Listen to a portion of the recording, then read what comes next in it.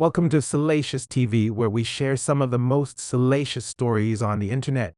Before we get into today's story, we humbly ask that you would like this video and subscribe to our channel. It doesn't cost you anything, but it really helps us out. Dean Gardner checked the time on his phone and began to get annoyed. Angie, his wife of 3 years, was late again. When she had left for work that morning, she had promised that she would be home no later than 7:30. On Fridays, her boss Daniel Sampson closed the office a little early and insisted that the team go out together for at least one drink. Angie hadn't been with the company long and she felt compelled to join the rest of the staff. Dean understood her motivation, but he still didn't like it. She had invited him to the first couple of Friday outings, but because he felt so out of place, he stopped going. But the couple of outings did give him an opportunity to meet her boss. Add to that the fact that he had told his wife that he thought her boss was a womanizing dirtbag meant that she was more than happy that he didn't come. He tried not to complain, but after 2 months, he was starting to feel that he was coming second to her job. Although he also accepted it, he also acknowledged that he could have made more of an effort. He was just about to turn off the oven and eat alone again when he heard the front door open. Sorry, baby. I lost track of time.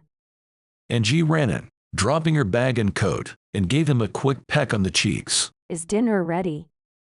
Of course. Great. I'm starving. Give me 5 minutes to shower and I'll be back down. In a few minutes, Angie reappeared in a t-shirt and a pair of casual shorts. You know you spoil me. This looks delicious. Well, I appreciate your support while I try to get my business off the ground. He smiled back at her as he struggled to hide his feeling of impotency at the fact that Angie was the main provider for the couple. And how are things going with the business? The question felt like an accusation to him. Several months prior, Dean opened up his own consulting firm. Leaving a good-paying job with a Fortune 500 company had been a gamble, and, as yet, he had only managed to acquire a few small contracts with local businesses. It was enough to keep him going, but he needed to expand his customer base and, if possible, sign a much larger client. Much the same. I have enough work to keep things ticking over, but not much else. Angie reached across the table and squeezed his hand. It will happen, Dean. You'll see. I hope you're right. I know I am, but in the meantime, I can keep us going so you don't have to worry. They knew it would take some time to get his business going, so her new improved income would have to support them for a while. However, more than 4 months on, and things were still moving slowly for Dean. In that time, his wife had settled into her job and, after passing her probationary term, was enjoying amazing success, having already been promoted to the role of a full account executive. So, what kept you at the bar? Dean asked. Just Daniel. He wanted to discuss the new account that we just landed. Did he want to discuss it with the whole team or just you? It was just Daniel and me. I see. Don't look at me like that. He's my boss. I don't trust him, that's all. Him. Or me.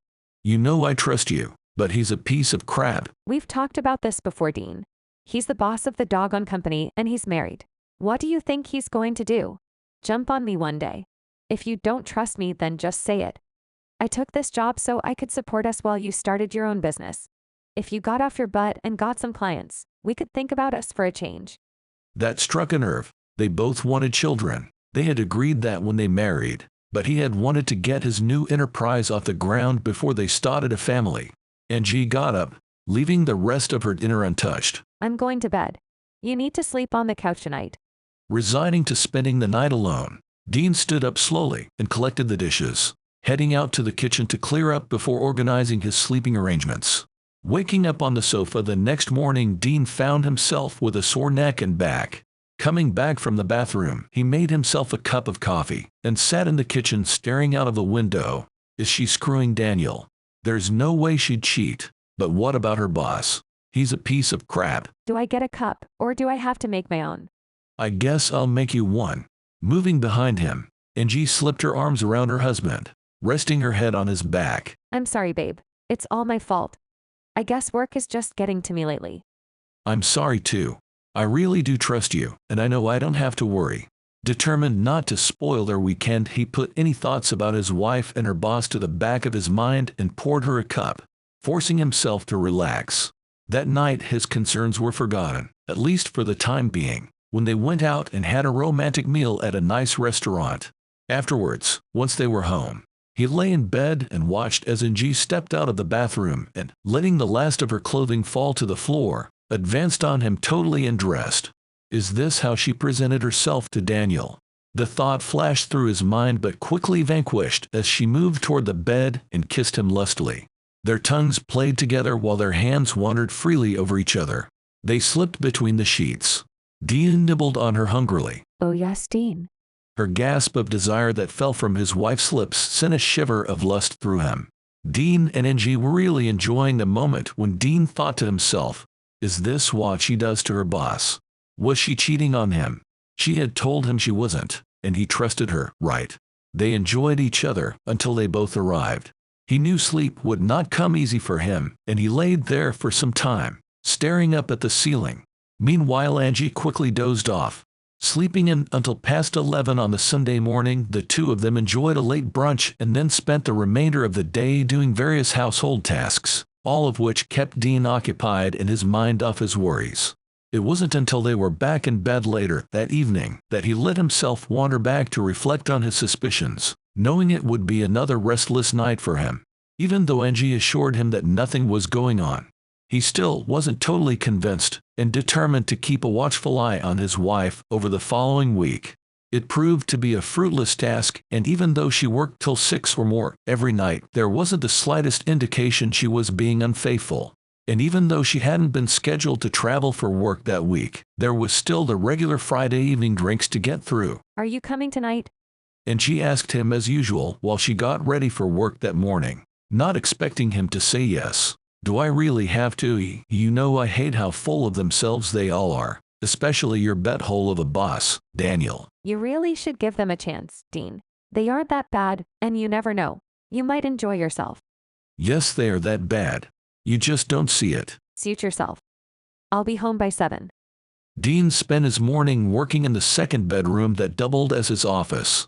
He was still trying to find a first big contract that would get his business properly off the ground, but in the meantime, he still had a number of smaller clients that had paid for his services.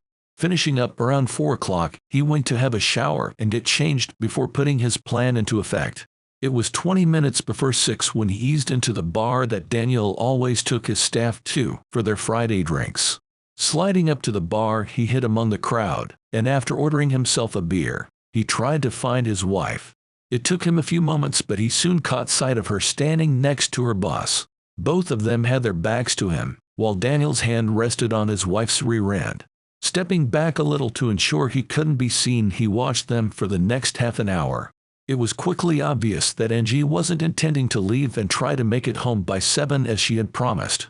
Her much older boss was busy running his hands all over her, squeezing her rear, tracing his fingers over the back of her thighs and occasionally up her back, all without a word of protest from her. The only time he removed his hand was when one of their work colleagues came over to speak to them. He was just considering whether or not to confront them when Daniel leaned in to whisper something in his wife's ear. She nodded and smiled before allowing him to put his hand in the small of her back to guide her out of the rear door of the bar. Dean sat at the bar stunned by what he had just seen. About that time, 2 of Angie's co-workers came up to the bar next to him. If they recognized him, they didn't let on, and they continued their conversation. I see old man Daniel's gonna be getting his regular Friday action. They both laughed, clearly having no idea who they were standing next to. His colleague chuckled. You can see why he takes her on all his business trips. He's banging her brains out while her husband ain't got a clue. Poor idiot should have kept her locked up. I would have.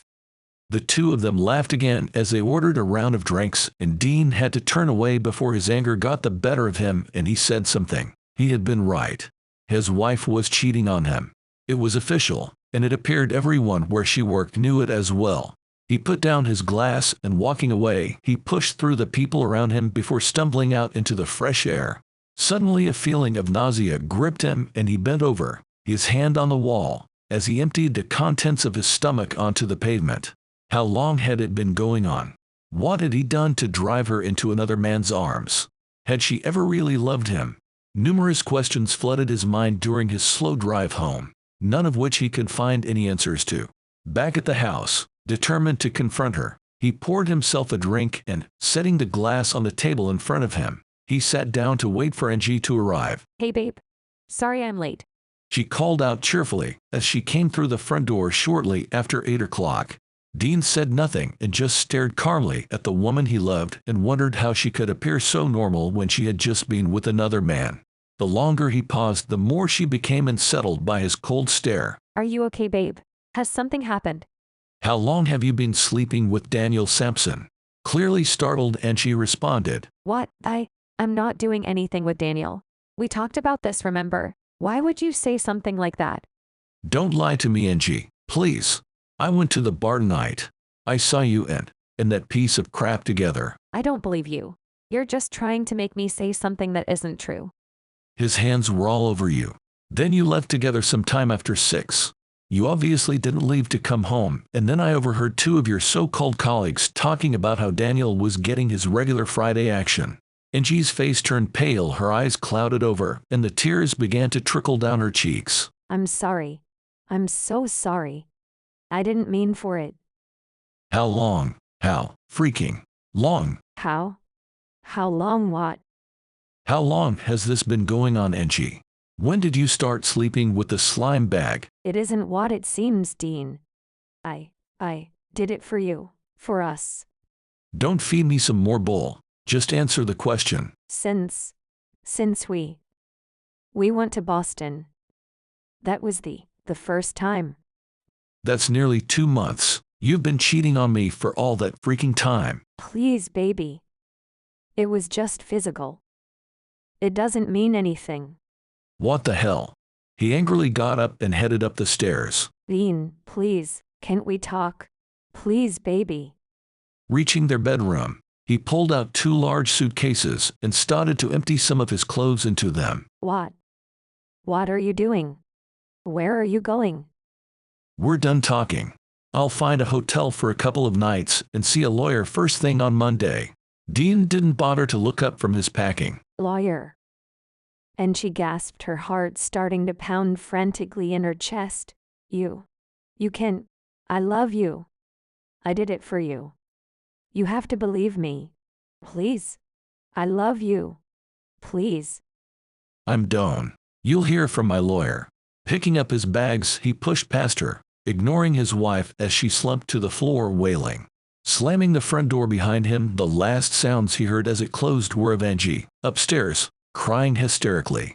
He had been in the car for barely 10 minutes when his phone rang for the first time, the screen informing him that his wife was calling. He ignored it and concentrated on driving. A minute later, his mobile pinged, indicating that a message had arrived. Knowing who it was likely to be, he picked it up to look at what she had sent. Dean, I'm so sorry. Please come back so we can talk. Please. I love you. Throwing the phone aside, he ignored her text and the following 6 messages and calls that followed in quick succession. Then, fed up with hearing it ring, he simply turned his mobile off and the radio up. He didn't know where he was going and just kept driving until, an hour or more from the house, he spotted a hotel ahead of him and decided to pull over. Checking in, he threw his bags onto the bed and got his phone out of his pocket, turning it on. His next task was to block Angie's number. Even if he had to speak to her at some point in the future, there was no way he wanted anything to do with her at the moment.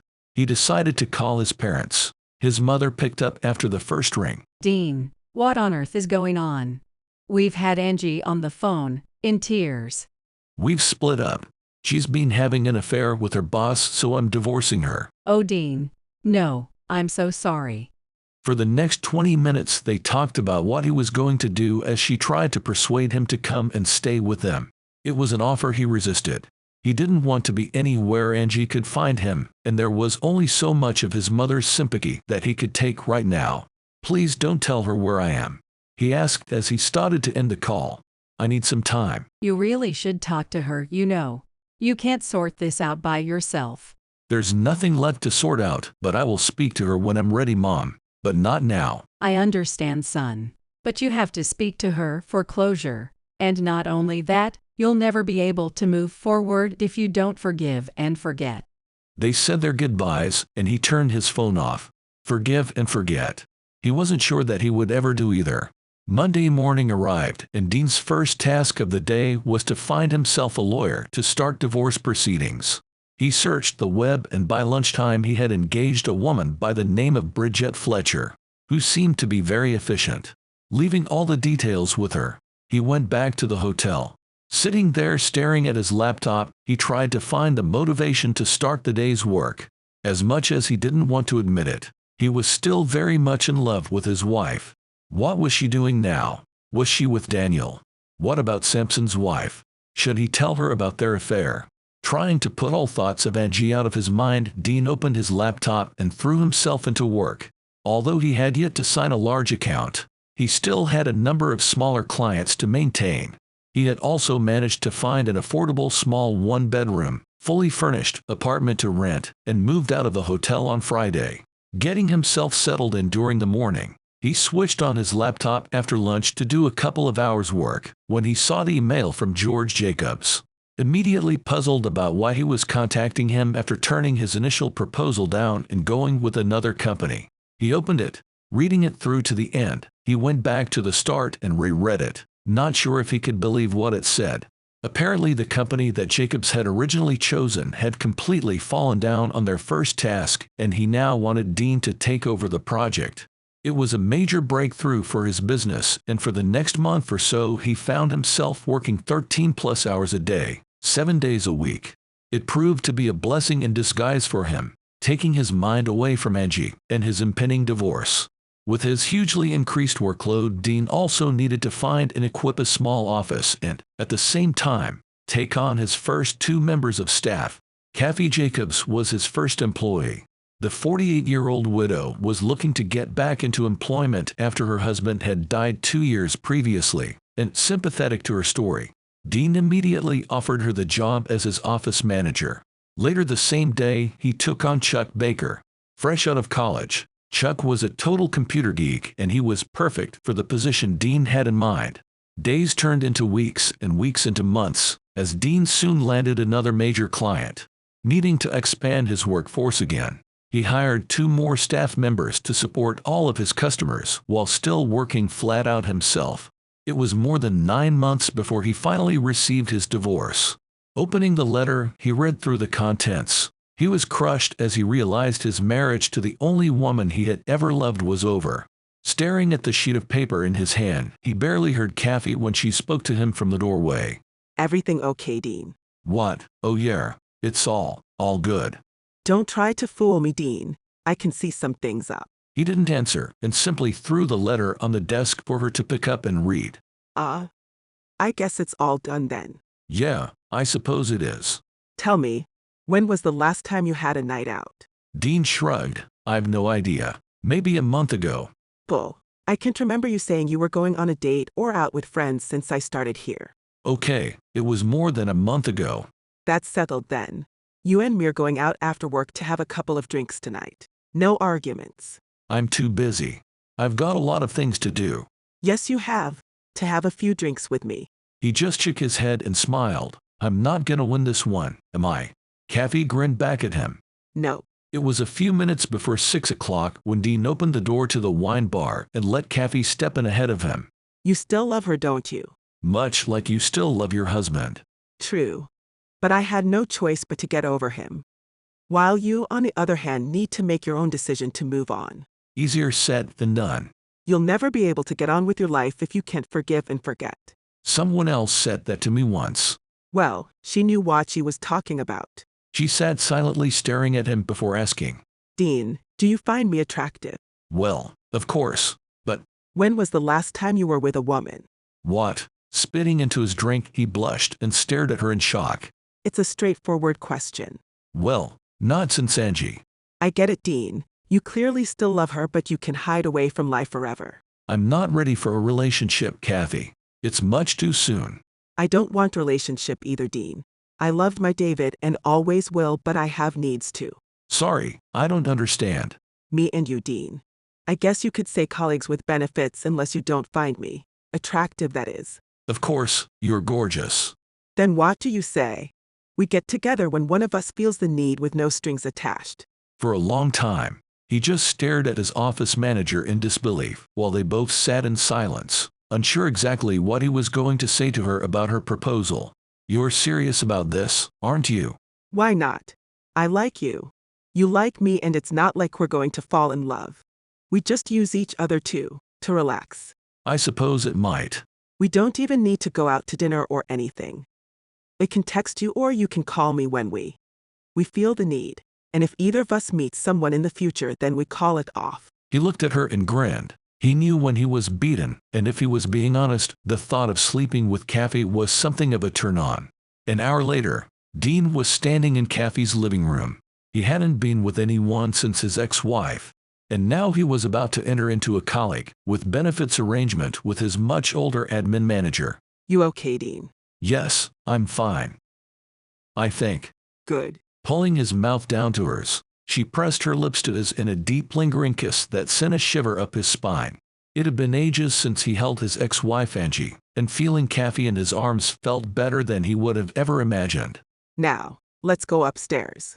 It's been a long time. Taking his hand, Kathy led him up the stairs, releasing her grip on him and turning to face him once they were in her bedroom, her fingers fumbling at the buttons of her top. Moments later, her blouse and skirt gone, she stood there looking amazing in her lingerie as she gazed at Dean. Dean took her in his arms and they kissed deeply. Oh God, yes, Dean. It's been so long. The air in the room was electric as the two took their time enjoying each other. They took each other to the mountain top again and again, and afterwards, being exhausted, they both drifted off to sleep. Waking to find Kathy's body wrapped around him, Dean was persuaded to enjoy her once more. Then, after a shower and breakfast, he said his goodbyes and headed home. No sooner was he in his car and driving away than the guilt over what he had done set in.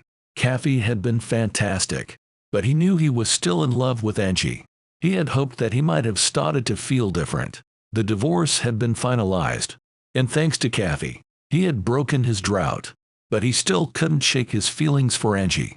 Going into work later that morning, he kept his distance from his office manager, barely saying a word to her and trying to ignore the hurt look on her face. At least that was what he tried to do until he got an email from her asking what she had done to upset him. It wasn't Kathy's fault. He knew that, but he was totally guilt-ridden about using her. Added to that was the fact he felt like he was betraying the feelings he still had for his ex-wife. Wanting to put things right between them, he had suggested they go for a drink after work. After being seated in their booth, he started to explain. "I'm sorry, Kathy, it has nothing to do with you. It's just I'm struggling with, well, I'm not sure what at the moment." I think I know what you mean, Dean. "Do you?" Yes. I feel the same about being disloyal to the memories of my David. "Really?" It took me a long time to even think about being with another man, so I kind of know what you're going through. "Am I forgiven then?" Of course. Do you want to carry on with our arrangement? "Yeah, I think I'll be okay now." For the next few months, his arrangement with Kathy continued, and the two of them got together every couple of weeks or so. At the same time, Dean's business grew, and, as a result, his workforce also increased when he took on 3 more staff members to help with the increased workload.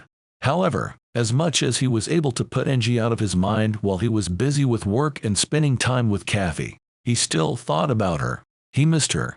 He was sitting at his desk one morning when his computer pinged and told him he had an email from Kathy. Thinking it strange that she hadn't come to speak to him, he assumed it must be about their arrangement, possibly to organize a get-together that coming weekend. Hi, Dean. Can we have a drink after work tonight? Not having anything planned, he replied sure and, wondering what she wanted, went back to work. It was 6:15 when he walked into the wine bar and slid into the booth next to Kathy. I got you a beer. Thanks. So, what did you want to see me about? Did you want to get together this Saturday? No, Dean. I don't know how to say this, so I'll just spit it out. I have met someone, and you want out of our arrangement? Yes. I don't want to start a relationship with someone knowing I'm going to be cheating on them. Were you upset with me? Of course not. I'm happy for you. Thanks. I wasn't sure that you'd understand. Not a problem. We always said if one of us met someone, then we'd stop what we were doing. Are you sure you're okay about it, though? I'm sure. I hope he makes you happy. He will, I'm sure of it. But what about you? What will make you happy, Dean? Me. I'm fine. No, you're not. I know we were just colleagues with benefits, But we could never have been more even if we wanted to because you still love her, don't you? What? No. You just need to admit it to yourself. And then you have to move on. You have to forgive and forget. You'll never be happy with anyone until you do. You have to forgive and forget. Forgive and forget. That's easier said than done.